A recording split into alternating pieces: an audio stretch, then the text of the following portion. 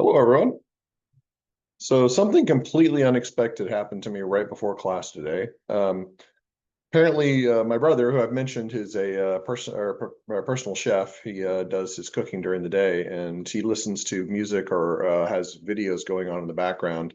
Apparently, his algorithm suggested one of my videos, my lecture recordings from Truman State, and he watched it. And then he texted me something snarky about how I messed up during the lecture, which I did profoundly mess up during the lecture. So he actually caught it and was teasing me about it. And I was just amazed because so far my family has not done anything to actually watch any of my teaching, which I don't blame them because it's very hard to digest. But apparently he watched my video on NetSuite and homework review for chapter 11, which is about terminal controls. So I told him at least he learned about segregation duties. But anyway, now I know that my brother could be watching any time. It would be really snarky of me to make jokes at his expense, wouldn't it? Like for example, to mention that the Chicago Bears are currently third in their division and they've lost to both the Minnesota Vikings and to the Detroit Lions. Is anybody a Bears fan? I know one person who is. So yeah, massive Bears fan. So yeah, not going well for the Bears, but we'll see. We'll see if I get any feedback on that. So we did not quite complete chapter 10, so I want to quickly go through that and make sure that we get that done. To wrap up chapter 10, it's important to note that we have a type of evidence that we've talked about, but we don't really have any context for. And so that's going to be our confirmations. So how do we characterize confirmations previously? We called them a third-party request. I want to go into a little bit more detail so we can actually know when confirmations are used. So type of audit evidence is direct written response from a third party to an auditor in paper form or electronic or other medium. Traditionally, back in before the early 2000s, they were almost always paper. They were mailed out, which it's important to note that for smaller audits, that still does exist. More advanced audits, particularly for larger firms, they do electronic confirmations, which definitely are more efficient, but they do run their own risks. We're going to talk a little bit about both. So confirmation is going to address more than one assertion. However, confirmations normally provide different levels of assurance for different assertions. Now, we've already talked about this, and I want to reiterate what we talked about. So remember, when I talked about the assertions that were relevant or the most relevant to assets and revenues, I said existence tends to be more relevant in those areas.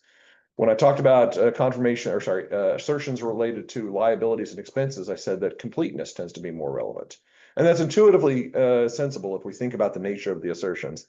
We're concerned about revenues and assets and revenues being understated, and we're concerned about liabilities and expenses being revenues and expenses being revenues. I'm getting confused now. Assets. Now he's going to email me and he's going to text me. He's going to talk about how I got confused about this. Yeah. All right. That's a self-fulfilling prophecy. Assets and revenues, we're concerned about those being overstated. My apologies. I know I said under, but I meant overstated. And for liabilities and expenses, we're concerned about those being understated. So when we send out confirmations in these areas, specifically to receivables and payables and other like items, the primary assertion that we're concerned about is going to be relative to what is the nature of the item that we're sending confirmations on. We're sending confirmations for assets like accounts receivable. We're going to be testing multiple assertions, but our primary assertion will be existence occurrence. We're talking about assertions that are relevant to accounts payable. That's a liability, so we'd be more concerned about completeness in that regard. We can still test other assertion areas, but our primary assertion that we're concerned about just depends on whether it's an asset or whether asset or revenue or whether it's a liability and expense, which is a confusing concept, but it's pretty basic if you think about it. Okay, if we're concerned about the account being overstated, then we want to make sure that we test existence. If we're concerned about the account being understated, we want to be contesting completeness. We can also test other items, cutoff completeness or cutoff and valuation are other items that get primarily tested in those areas. But again, our primary assertion is going to be really critical based on what it is the account is. What is the nature of the account? So two categories of confirmations we're going to talk about, and we'll wrap up with some other categories of confirmations here in just a second, to be positive confirmation. So a positive confirmation is basically saying, I'm going to send you a confirmation with an amount. Please respond regardless of whether the amount that I give you is correct. So we send out an accounts receivable confirmation to a customer of a client. We say, you were supposedly owe the customer $1,000. If you owe $1,000, please verify it's correct. If you owe some other amount, please tell us what that amount is. The reason it's called a positive confirmation is because it requires a positive response in either situation. Contrast that to a negative confirmation, where a negative confirmation says you only need to respond if the amount that's reported is incorrect. So we provide the amount, the customer checks it, and if they see that the amount is correct, they don't respond. If they see the amount is correct or is incorrect, then they do respond. Now, logically speaking, as an auditor, which of these types of confirmations would you say probably provides the most assurance? Positive confirmations, because we get a response in either situation. Think about what possibly could happen with the negative confirmations. The negative confirmations, we could send them to the client and they say, oh, confirmation, trash, right? Or just ignore it, put it in the spam folder of their email if it's electronic. There's a possibility that it could just be completely ignored, and we take non-responses as being verifications of amounts. So it provides low assurance. In that situation, the only time we want to use negative confirmations is when we think that the consideration by the recipient is extremely high, the probability of consideration by the recipient is extremely high, and it's not going to be a significant account area, that we don't need a massive amount of assurance in that area. So this is going to be usually for smaller account areas that have less significance with respect to reporting. But both are valid ways of reporting confirmations. So we'll talk a little bit more about those in detail second. As far as confirmation procedures go, we can confirm an interim date or year end. Important to note that if we confirm an interim date, we usually have to supplement those with additional confirmations at year end. They cannot be just solely done at interim, very honestly, very regularly. A confirmation request should be sent early in the engagement to maximize the response rate. So when you begin the audit, one of the first things you do is you send out confirmations in the areas that you're going to be testing confirmations. The idea being is your audit has a limited time frame, and you want to give the maximum amount within that window for the third party to respond. This is an important one. The auditor must maintain control over confirmations. Now, this can be either electronic or physical, but basically it can never enter the hands of the client who we are auditing. Can anybody figure out why that might be the case? Because if it enters their hands, they can manipulate the information. So if it's a physical confirmation, say we send it to the customer, they mail it back to the client, and then the client gives it to us. Could they have opened that envelope, changed the confirmation information inside, and given it back to us? Yes, in fact, that's happened in many frauds in the past. Electronic confirmations are similarly vulnerable, especially if we don't check the source information in the email, because they can go in and manipulate the email and then forward the information to us. So it has to come directly to the auditor. That is an important point of confirmations. Auditors should record when the confirmations are mailed, when they're returned, and follow up on any unreturned confirmations. If we're talking about positive confirmations, we want a response in every single situation. And so if there's not a return confirmation, we need to make sure we reach out to the third party and say, hey, are you going to respond to us or not? Now, there's always a possibility they will never respond, and we'll talk about that in just a second. Each confirmation should be exception should be examined by the auditor to determine the reason for the difference. Now, this is an important note. When we talk about exceptions, there's a lot of different causes for exceptions, the reasons for differences. But generally, they're going to be aggregated into two categories. The first of these is called a timing difference. And the second of these is basically anything else, something that's not a timing difference, okay? So what do I mean by a timing difference? Well, let's say that my client, the company that I'm auditing, sent out a batch of goods right at year end, all right?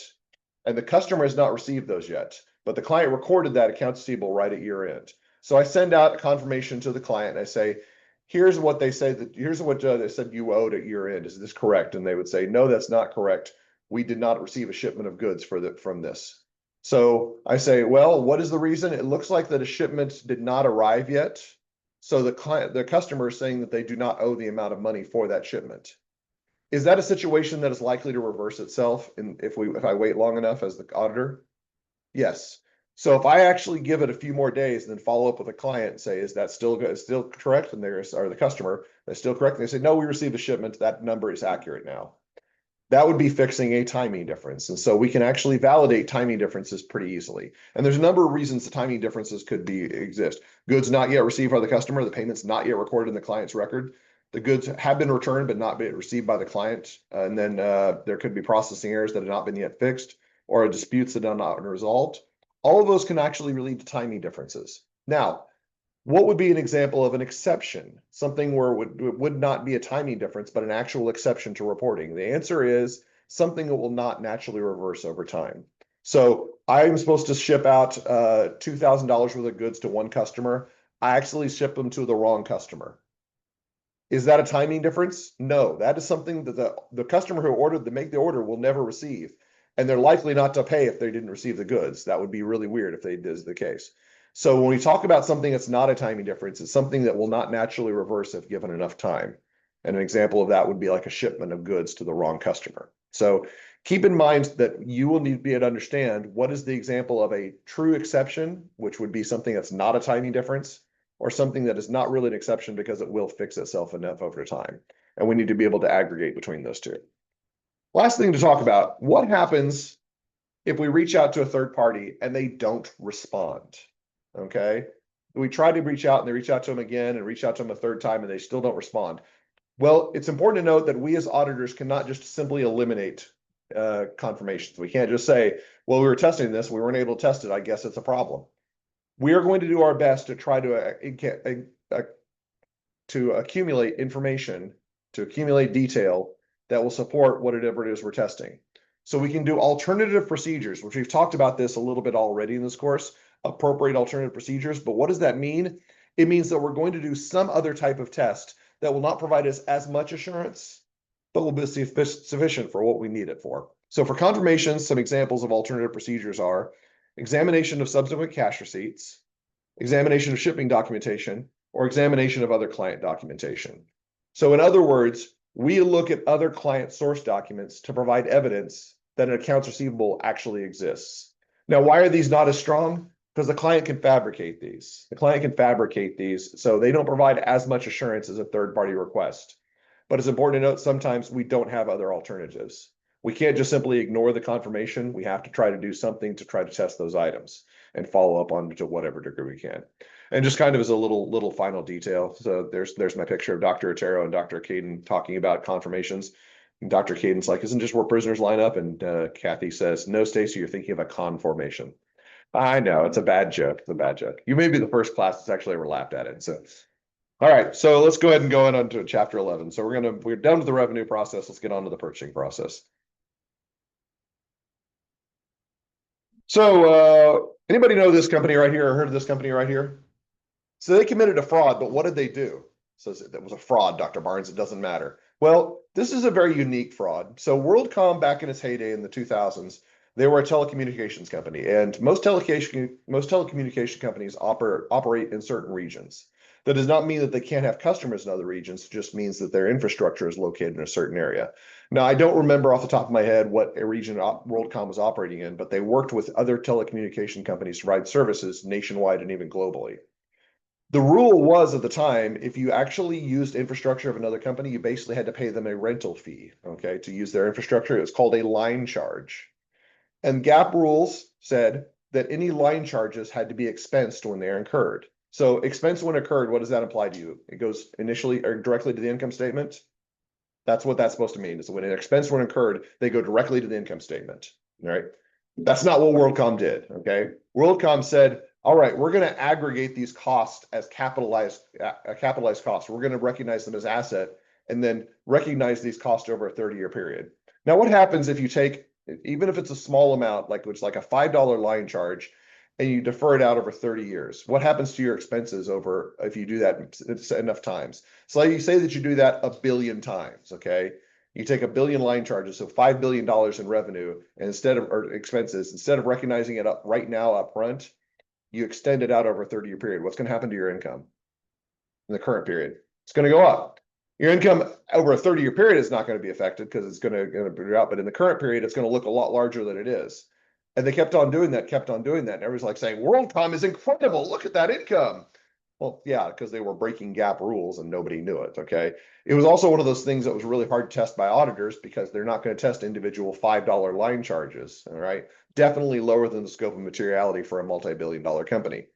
So yeah, WorldCom was actually the largest bankruptcy in the world up until 2008 when Lehman Brothers said, hold my beer, all right? So it was a pretty massive thing at the time, and it's a big fiasco, but it kind of shows how purchases can go wrong. Purchasing process can actually affect audit reporting.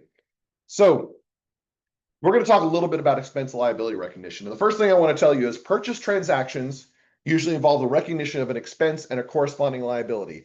Does that make intuitive sense to everybody? I asked that question and I want to see how many people are just like, yeah, that makes sense, Dr. Barnes, whatever you say. Yeah. Shouldn't make intuitive sense. Nobody, that doesn't happen at all. Okay. So what do I mean by that? Okay. Let's use a simplified example. Okay. Let's say that you're hiring a custodian to do custodial services. So when they provide you with custodial services, they debit cleaning expense and you credit accounts payable. That's an exact example of what I was just talking about right here. Okay. That's an expense and a liability. All right. But not all of our transactions match that particular scenario. That was a very specialized scenario that I had to come up with to match that. What happens in the real world? Well, what about something like supplies purchase? You purchase supplies for your organization to use. How does that transaction look? You debit supplies and credit accounts payable. That's an asset and a liability. There's no expense being recognized in that transaction. Or is there? Okay. Not initially, there's no expense being used, recognized in the transaction, but what happens to expense over time? Or what happens to that asset over time, I should say? Gets depleted and it gets recognized in expense. So over time, you credit your asset because it gets reduced and you debit the supplies expense to recognize the cost of that asset. So eventually you do recognize a subsequent expense and liability. Okay. Now, that's what I wanted to reiterate is that that does make sense. That first statement does make sense. But if you try to think about a traditional transaction, you'd be like, no, Dr. Barnes is full of it. That doesn't happen at all. It actually does happen. You just have to think about it over a long enough time frame. What's important to note is that both these elements exist in most purchasing transactions, and so we need to be aware that those are represented. So most liability incurred in purchasing are trade accounts payable, or just accounts payable, as we've talked about before. Other items are accrued as liabilities at the end of each accounting period. All right. So auditor needs to understand basic matching and recognition concept and audit the purchasing process. So we know the matching principle for financial accounting. What does that tell us? Says that expenses should be recognized in the period which their associated revenues occur. And that's very relevant because we need to be able to recognize not just the revenue in the proper period, but the associated expenses in the proper period as well. And that's actually part of that cutoff activity that I alluded to on Monday that you're going to have to do for your homework on Friday. So let's go ahead and talk about some criteria for recognizing costs or recognizing expenses. So statements on financial accounting concepts number 5 says the expenses can be classified in 3 categories. Now there's long definitions, but we're going to be short on time. So I want to break these down into 3 categories that you should be familiar with. First are going to be product cost. Those are those costs that can be properly capitalized as assets and then subsequently expensed when those assets are depleted or sold. All right. So product costs are pretty straightforward. It's what you learned back in 221 and probably cost accounting too. I don't know. I never sat through Dr. Otero's class. Okay. So product costs. Then we have period costs. Those are those line costs that I was talking about before. Costs that have to be expensed when incurred. All right. Not directly relevant to the cost or services being provided. So we put those on the income statement immediately. Then we've got our third category, which you should be very, very familiar with, given all the financial accounting classes you've taken, are going to be those that are periodically recognized. So depreciation, depletion, and amortization. Depreciation obviously being the foremost of those, but the same rule applies for depletion and amortization. As you use up those particular items, they get expensed because they're recognized as an offset to the asset that they are using. All right. So that sets a framework for what we're talking about. Now we're going to talk about things that we discussed in the last chapter. And I know I'm moving fast, but again, I don't want to be too far behind of where we need to be because you all have homework on this chapter on Friday. So let's go ahead and get into it. So recall from chapter 10, we looked at 4 topical areas. We're going to still look at these 4 topical areas again, and we're going to take the same approach. Some of this we're going to focus on much heavier than others, but that's because I think some of it's more prominent than others, but it's all relevant. So our purchase transactions. So purchase transactions, cash disbursement transactions, and purchase return transactions. I'm saying that these are the 3 primary transactional areas within the purchasing process. Does that make sense? So I'm not willing to nod my head, Dr. Barnes, because you asked me that question earlier. It was a trap. That's fair. Okay, that's fair. All right, this is not a trap. Okay, these make sense. And if we think about the purchasing process as the mirror of the sales process, that's where this makes intuitive sense. Because we talked about sales transactions, cash receipts transactions, and sales returns transactions. And these are just the opposite side of those. They're just flipping things. In fact, interesting story. When I first created these slides are templated from, I mean, I made a lot of changes, but they're templated from like 2017 when I first created these slides. I actually took the revenue slides and I just changed wording and just kind of copy and pasted it and changed the wording. And I didn't do a very good job because I actually had the word revenue sparse scattered throughout my slides. So that's how much they mirror, is that I could use the exact same slides. Now, I think I fixed all those problems like 8 years later. We'll see. Okay. If we see the word revenue pop up, then we'll know that something's wrong. But yeah, so the accounts that are being affected, this is a little bit one that's a little bit less intuitive. Okay. So accounts payable, cash, the discounts, those are all pretty straightforward. But what about something like inventory and the purchase cost of goods sold? That would imply a merchandising or manufacturing environment, which is not going to be specific to every organization. So this is kind of one of those ones that's conditional. It's very conditional based on the environment. What about various asset and expense accounts? That seems like kind of one of those ones that's just thrown in there. It's like, okay, they didn't want to list out everything, so they just kind of listed various asset and expense accounts. And again, this is always going to be contingent. It's like those two words that we love for accounting. Whenever I ask a question, it's always going to be, it depends. Yes. Okay. So what does it depend on? Largely for these, it's going to depend on whether it's a manufacturing environment or some specialized production environment. If you think back to your 221 class and your 660 class, what kind of costs get aggregated into product cost? Well, if you think about overhead, it could be anything. Okay, it could be anything that could be recognized. It could be janitorial services. It could be special cost for specialized maintenance. Anything that actually relates to production could be capitalized into those costs. So when you say various asset expense accounts, we literally do not know what all those are because they can vary from process to process. So we should know what it is on a client by client basis, but we can't provide a list of all inclusive for all organizations. Here are our documents. Again, these documents should be fairly intuitive. And by the way, these documents should be particularly profound. You should know these documents really closely at hand, because these are the documents that we talked about specifically in Chapter 6 when we did those test and controls. So remember that test and controls exercise we did back in Chapter 6 where you had to check the vouchers and everything? These were the documents that were part of the vouchers in there, and it referred you to Chapter 11 for this reference. Again, nothing too difficult. Some of these documents are a little bit more exotic than others, but I don't think at this point that anybody would have trouble telling me what are the documents used in the purchasing process. All right, that gets us to the major functions. Okay, requisition, purchasing, receiving, invoice processing, disbursements, and then AP and general ledger. Now, I do want to start off by saying I'm not going to focus too heavily on AP and general ledger. They serve the same basic function as accounts receivable and general ledger did back in the revenue process. They are both recording functions. AP is at the subsidiary level, and general ledger is at the ledger level. And we're going to talk a little bit about that and the redundancy here in just a second. But what did I tell you to do back in Monday when we looked at this particular document, this particular slide? So remember I said that the easy way to think about this is to understand, because I assume everybody understands when I say requisitioning what that means or what purchasing means. But we wanted to have a little bit more detail, a little bit more knowledge and understanding. What was the way to approach this? It was to look at it from the segregation of duties aspect. So let's go ahead and do that again. Let's do that again. So purchasing says initiate an approval of request of goods and services by authorized individuals consent to management criteria. This one's not very transparent based on the language that's used. And the reason why has to do with the same thing I told you on Monday, is that there's not a perfect correlation for some areas. Obviously, there's going to be some authorization and approval steps to take place here. But for the most part, this is a request by the departments to the organization for any goods and services that they need.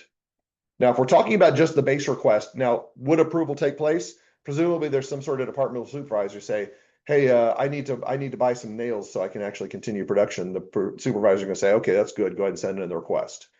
But that's going to be a fairly informal line of authorization. If we're talking about the request itself, that's more of a recording step, okay, a recording step. Now, perfect analogy? No, I admit that and I accept that. It's going to get a lot more muddled once we get to future process areas. But for right now, let's assume that this is a recording, primarily a recording function. What about purchasing? Approval of purchase orders and proper execution as to price, quantity, quality, and vendor. All right, that first word kind of gives it away. Purchasing is going to be authorization, because approval implies authorization. So we got a recording and authorization function. Receiving, receipt of properly authorized goods and services. Well, services themselves probably are going to be received directly by whatever department ordered them. But if we're talking about goods, goods probably represent inventory. Inventory is an asset, so this is going to be custody. Yeah. Now, this is the one that I alluded to on Monday. This is invoice processing. The mirror of this in the revenue process was billing. What did we say billing was on Monday? Does anybody remember? So that's the preparation of the invoice. Okay, the preparation of the invoice. So we're actually preparing a document, which means it's likely a recording step. Okay. But I told you to be cautious about today, because when we talk about invoice processing, are we preparing any documents when we process a vendor invoice? No, we are receiving a document and make sure it matches existing documentation. And then we authorize payment on whatever it is that we owe. So invoice processing really is more of an authorization step. Again, I want to reiterate, are there likely recording steps in here, small recording steps? Certainly, okay. There are probably going to be authorization steps, like I mentioned in the billing function last or on Monday. But for the most part, we can think about this as an authorization step because this is more of a review to move on to the payment that takes place subsequently. All right, disbursements, processing payment to vendors. What do we usually pay vendors with? Kind words, compliments, cash. We pay them with cash. Okay, cash is an asset. Therefore, this is a custody step. Yes. Okay. And then we talked about the recording steps below. All right.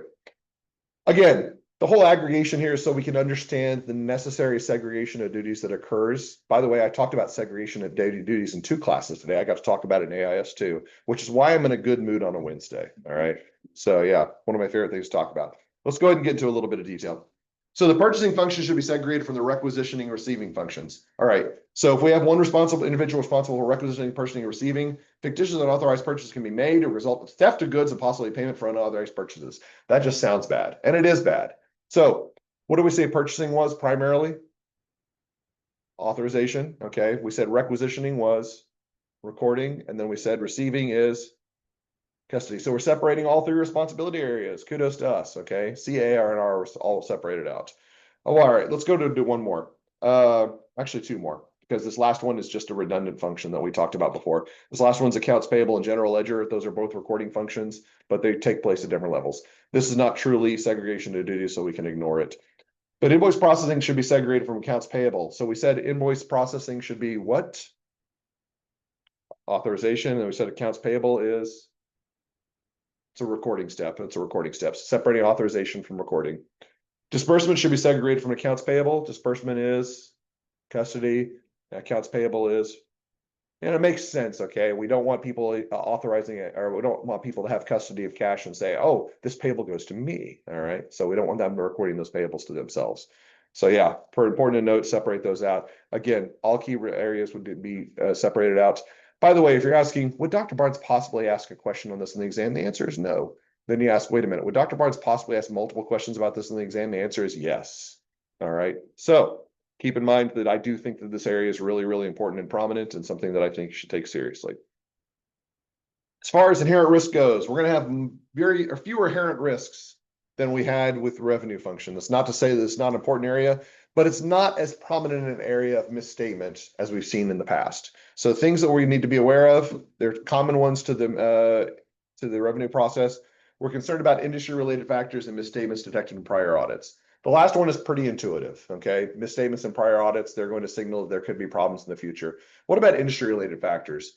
Well, we talk about this as from the revenue process, industry-related factors. The revenue stream could dry up. If technology changes, your goods could no longer be in demand. Could that be true for the things that you purchase to develop your inventory as well? Like, could your prices of good or items increase? Yeah, we're experiencing that right now. We're having a lot of problems with the supply chain simply because the cost of goods are so high because of various economic factors. So that's something that we could be concerned about as well, is that our exposure in the industry is that by being in that industry, we could be exposed to both upside and downside risks. So all points on the supply chain. All right, control risk assessment. Was anybody looking forward to that substantive strategy? We're not there yet. Okay. Like I said, we got another week and a half before we get there. Okay. I promise we'll have a small celebration when we get there, but we're not there yet. Okay. We have a reliance strategy, which makes sense because if we have the choice of auditing controls over the purchasing process or auditing all the transactions related to the purchasing process, it makes sense that we would want to rely more on the controls than trying to audit all the transactions. Now, is this always going to be the case? No.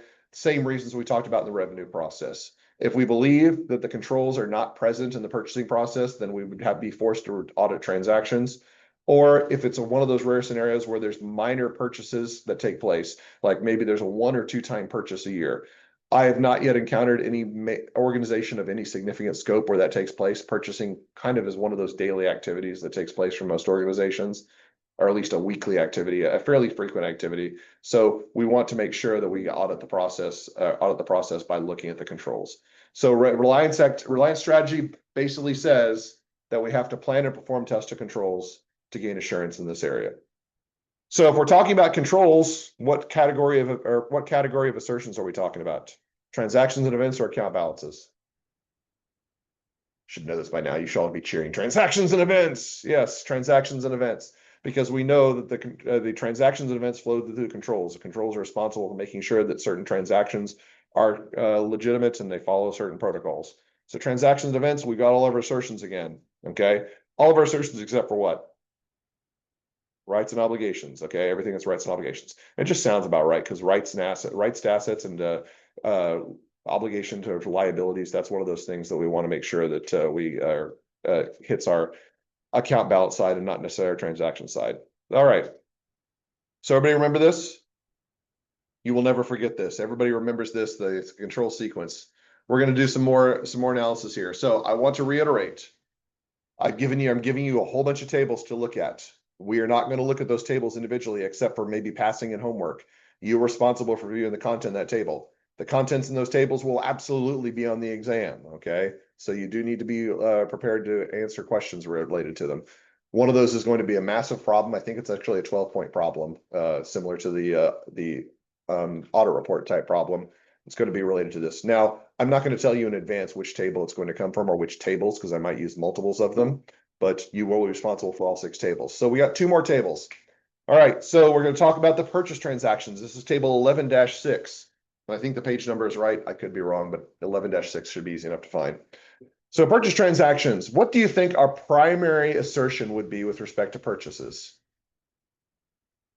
Well, purchases represent liabilities and expenses in an organization. Are we concerned about liabilities and expenses being overstated or understated? Understated, yeah. If they're being overstated, you say organizations like, you guys are just dumb. Why are you overstating your expenses? It's like, well, we'd like to have minimal income because we don't like paying taxes. And it's like, oh, that's brilliant. All right, no, don't overstate your expenses. Don't overstate your liabilities. All right, so understatement of those, that's definitely a problem that we could be concerned with. So if we're concerned about understatement, which assertion would it be? Completeness, okay? Failure to record items. So our management assertion is completeness. Our risk would be purchases made, but not recorded. Would that be an effective understatement of liabilities and expenses? Yes, it would, okay? So there needs to be controls in this area to make sure that those are going to be correct. So what would be an example of control in this area? We want to make sure that we match the receiving report to vendor invoices and that they get entered in the purchases journal. This is an example of something we talked about, a concept we talked about back in AIS, where we talked about document matching. Technically speaking, this would just be a 2-way match, but you can make an argument for a 3-way match because you could look at the entry for the purchases journal and make sure it's consistent with the other 2 documents. Okay, so depending on how you look at it, this is a 2-way match or a 3-way match, but they're both matching processes. Okay, matching documents to make sure that the information is consistent. So you know that this is taking place, or you should be taking place as the auditor. How are you going to test this? Okay, so we have some accounting documents available. Are there any types of tests that we can do that relate to accounting documents? Are there any specific types of tests that we can do related to accounting documents that also relate to completeness? What is a specific test of accounting documentation that relates to completeness called? Give you a hint, letter T. Tracing, yes.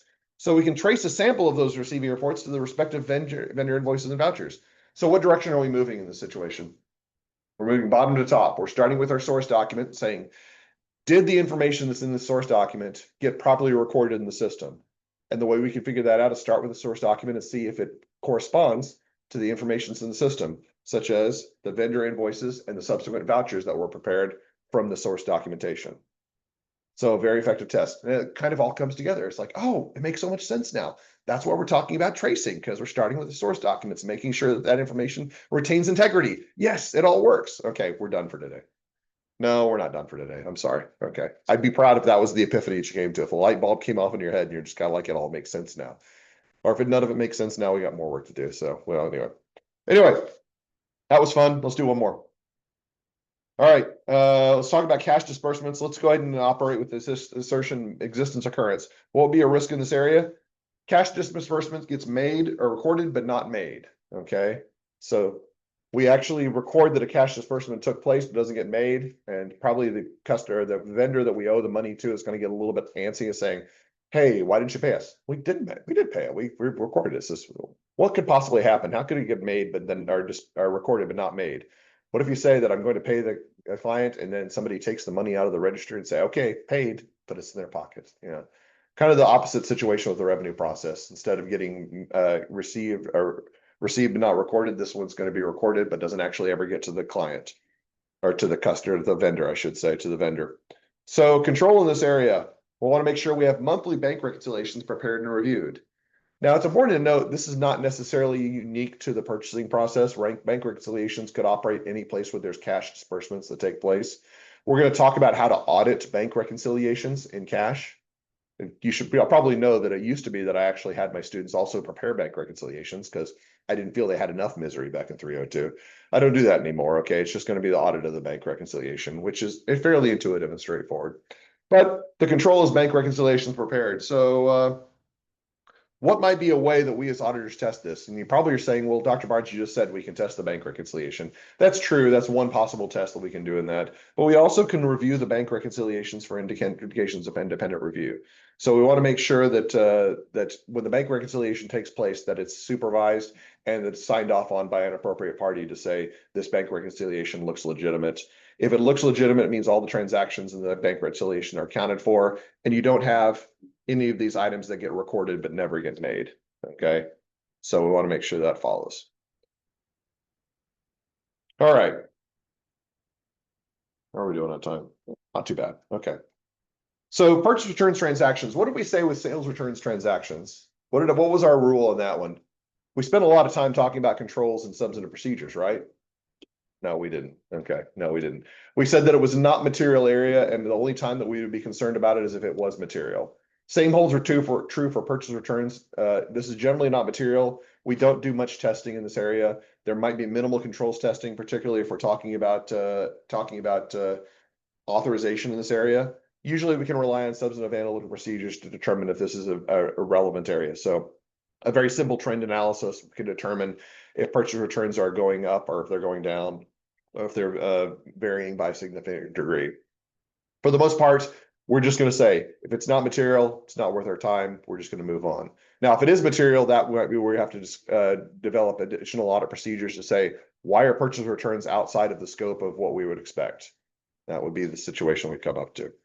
All right, moving on to substantive testing of purchase-related accounts. So this is going to be similar to revenue testing. Basically, we're going to be talking about both account balance assertions and transaction event assertions. Okay, so we're going to think about all of those as well.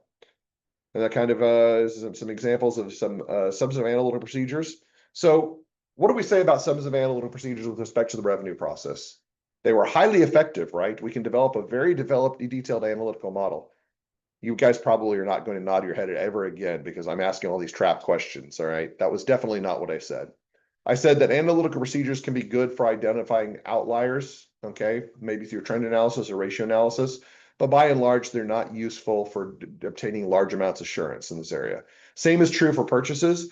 They are going to be somewhat more effective in the purchase areas, but for the most part, they are still going to be constrained to those same items that we talked about. So we talked about ratio analysis and trend analysis. Those are going to be the ones that we use in the purchasing process. Now, could we identify a smaller account where an analytical procedure might be effective? Yes, we just actually talked about that on the previous slides. Okay, substantive analytical procedures for purchase returns, that would be a good way of obtaining assurance in this area so we could sign off on it. But for the most part, the larger accounts, we're just going to be able to obtain small amounts of assurance to guide us where we should do additional testing. So if you look at all these, there's several of these listed, but all these are going to be just basically comparisons, okay? Doing basic comparisons to previous year's amounts. What do we call it when we compare current period amounts to previous year's amounts? That's trend analysis. Okay, that's one of those types of analytical procedures. That's something you're very familiar with because you've done trend analysis in your other accounting and finance classes. Same rules hold consistent here. We can actually do some testing. We can predict a accrued interest expense based on loan terms and outstanding balances. That is an example of a model testing. but that is for a very specific area of purchasing process, or the purchasing process, and the purchasing area. I don't want to focus too much on that because we are going to look at an example of this a little bit later on in one of our other process areas. But for right now, just note that unless it's something that's very specific that we can develop a detailed model for, analytical procedures are going to be minimal use in the purchasing process, usually restricted to trend and ratio analysis. It was a lot of me talking for just that final conclusion, wasn't it? I'm trying to give you your money worth. Okay. So completeness, these are substantive tested details. What can we do in substantive testing to validate our assertions? Remember, this is the last point we get to gain assurance. So what are we going to do? Well, for our completeness, we need to know it's very important to test completeness in this area, which makes sense because we talked about why purchasing, we're very concerned about it being understated. We want to make sure that all obligations have been properly recorded, which is by the way, the definition of completeness. And you'll notice below that I've got something listed called the search for unrecorded liabilities. So two things about this. First of all, this is absolutely a real thing. You should absolutely not go to an auditing internship when they tell you to do the substantive search for unrecorded liabilities. Say, you're trying to haze me, right? Okay. Not that I would do something like that on my own internship. Okay. I totally did something like that on my own internship. Anyway, second thing to talk about is we're going to actually go into a little bit more detail. This is one of your homework assignments. This is your earthware clothiers assignment. It seems confusing. It's absolutely not. You just need to understand what the context for it is. All right, existence occurrence. All recorded liabilities are valid obligations of the entity. So we want to make sure that anything that we tested. Now, it sounds a lot like rights and obligations, and there is some relationship there. In fact, as we get later on in our business processes, it's going to be very hard to disentangle rights and obligations and existence occurrence. They're going to be very synonymous to one another. But in this particular context, we want to make sure that everything that gets recorded actually exists. That's basically all we're testing here. VAA, accounts payable are recorded their proper value. There's a little bit more we can go into depth on that, but for the most part, this is not going to be a critical assertion in this area. Rights and obligations, all accounts payable are obligations of the entity. We want to make sure that if they're paying on it, they actually owe it. Presentation, all necessary disclosures related to purchasing transactions, account balances have been made. And then classification. You may say this looks a lot like the classification from revenues, and it absolutely is. The same rules still apply. We want to make sure that we identify and reclassify any material credits contained in accounts payable. So if it's a large dollar amount held in accounts payable, it probably shouldn't be held in accounts payable. It should be something that's a larger account, because usually accounts payable tend to represent very small amounts, customer related amounts. So accounts payable, or sorry, vendor related amounts. Separate short-term and long-term payables. That would be something that we want to note. So remember, we talked about separating short-term and long-term receivables back in revenues. And what was the logic behind that? Because we said that some clients may want to recognize more short-term receivables, current receivables, so they can inflate that current ratio. What is the current ratio made up of? So it's current assets divided by what? Current liabilities. So by logic, could they also manipulate liabilities? What if I shifted current liabilities from being short-term to long-term? What would that do to that same ratio? Make it go up. So the same manipulation is the case, although we would move them in the opposite direction in that situation. So we want to make sure that everything that should be a short-term or current liability is classified as a current liability. We also want to make sure that different types of payables are properly classified, okay? And then cut off all purchasing transactions and related accounts payable are recorded in the proper period. I feel like I do a disservice of explaining that particular process, but like I said, you're going to have two very distinct exercises for your homework where you're going to do cutoff testing, one for revenue and one for purchasing. And it's going to give you a very good identification of what the testing in this area relates to. From a fraud perspective, this is one of the more important tests we can do as an auditor. All right. So let's go ahead and talk a little bit about search for unrecorded liabilities. And I want to throw this out here. I hesitated on this because I didn't want to mention he who shall not be named. But I do love this picture of him in a purple suit. If you've never seen it, now you get the honor of that. Okay. So yeah, that was one of my fond memories of Dr. Shoniwa, is him in a purple suit. And I actually tried to find image of this because I know it was posted on Facebook. I think he hired somebody to clean the internet of the pictures of this, okay? But I got a picture of it and I'm never letting it go. I am going to have this, I'm going to post this in every single scenario. And once he says, could you please eliminate that? I'm going to yell, no, revenge, okay? Yeah, we'd be responsible for that. So if any of you want to take a picture, an image of this and send this to him, you can say, Dr. Barnes sent this to me. I think you look great, okay? That's Dr. Lin. Did anybody actually know Dr. Lin when he was here? Okay. The occasion that other one is the former finance professor. But anyway, Search for unrecorded liabilities. This is basically saying that we're going to trace payables to balances that are in subsequent cash disbursements. All right. So what does that mean?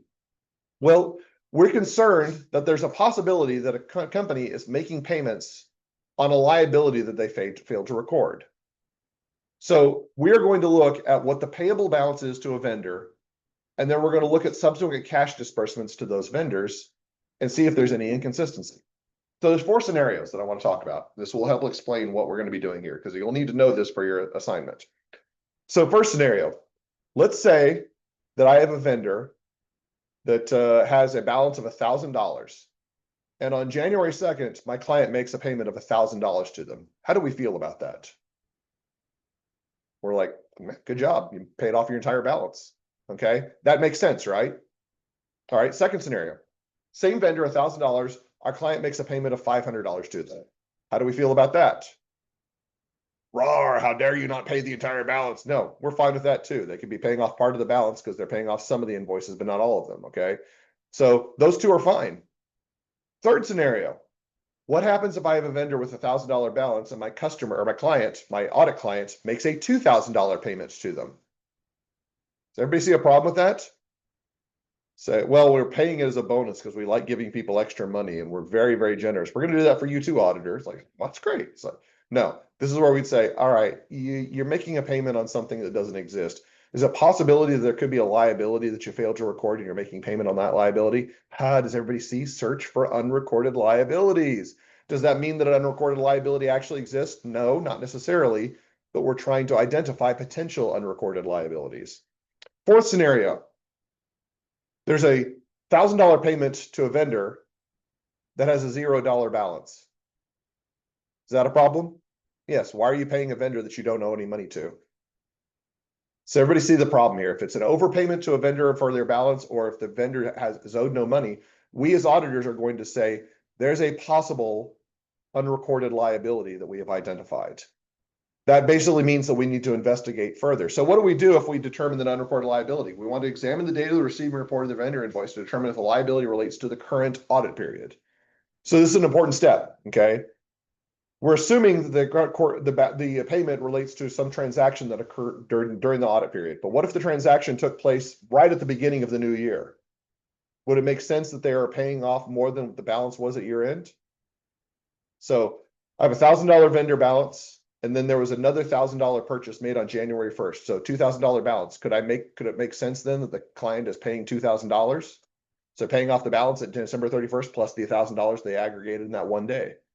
So that would be the point of trying to identify the date on which things occurred. Second step, we want to review the files of unmatched purchase order, receiving reports, and vendor invoices for any unrecorded liabilities. So if we do that first step and we think this still doesn't make any sense, we want to know, is there something that was received by the client, but they failed to record? Did they fail to record a transaction that might result in a liability? So your step in this process is basically just going to be identification of possible unrecorded liabilities. We're not going to go through the next 2 steps, but it's important to note that those 2 steps exist because we do need to identify if unrecorded liabilities exist. All right, we're back to confirmations, okay? So when confirming accounts payable, auditors generally use a form of positive confirmation referred to as blank or zero balance confirmations, okay? So request that the recipient fill in the amount of furnish other information. So this actually gets used more frequently nowadays than traditional confirmations. But what is a blank or zero balance confirmation? Basically, it's saying, please tell us the balance that you feel is owed to you by the vendor. Now, if you think about it, this makes intuitive sense. Let's say that we filled out the confirmation and we sent it to the vendor and we misrecorded it and we said, all right, instead of owing $1,000, they say the client owes $10,000. Now, if you're an unscrupulous, greedy vendor and you see that the client is telling you, oh, you owe $10,000? Yeah, you absolutely owe us $10,000. Send that check right away, okay? So it's trying to discourage bad behavior on the part of vendors who might want extra money if it gets misrecorded. But at a more fundamental level, it does provide higher levels of assurance because if the amount that's written down by the vendor for an accounts payable transaction matches the balance that we have recorded for that, that's going to give us a lot of assurance in that area. So it's important to note this is still a positive confirmation. We still request it under all circumstances, but we don't actually specify whether the amounts are right or wrong because we don't know until the vendor tells us, until the third party tells us. All right. Oh, and I do want to mention one more thing, because I got 1 minute. Remember, we talked about timing differences at the beginning of this lecture. It's important to note that timing differences are not just limited to accounts receivable or revenue transactions. The same type of timing differences can exist on the purchasing process. We do need to be able to understand the difference between a true exception in accounts payable confirmations and just a simple timing difference. So basically take what I said for the revenue process and then flip it, pretending that your client is now the customer. And that would be the easy way to think about it. So if they have not yet received an order that was a shipment that was ordered by the order from the vendor, they may not have recorded that particular transaction yet, which would result in a timing difference. All right, and that does it. We actually got through chapter 11. We're all caught up. See you for homework on Friday.